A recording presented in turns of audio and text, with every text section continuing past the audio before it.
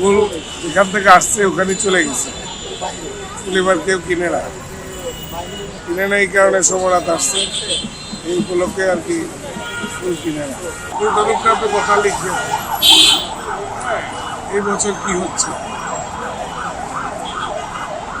এই হলো ফুলের ব্যবসার অবস্থা। ফুল যেখান থেকে আসছে ওখানে চলে গেছে, ফুল এবার কেউ কিনে না, কিনে না, এই কারণে সমরাত আসছে, এই উপলক্ষে আর কি ফুল কিনে না। ফুল কিনে কী করবে, মানুষের হাতে পয়সা নেই।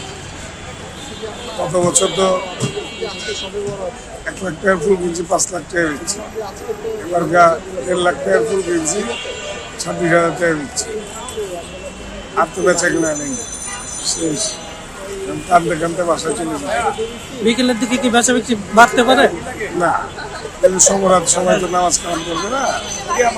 এটা হলো যে লোকগুলা দেখতেছেন এগুলো হলো বই মেলা, বই মেলা যাবে, এই কারণে আর কি লোকজন একটু দেখা যাচ্ছে, মূলত বেচা কেনা হচ্ছে।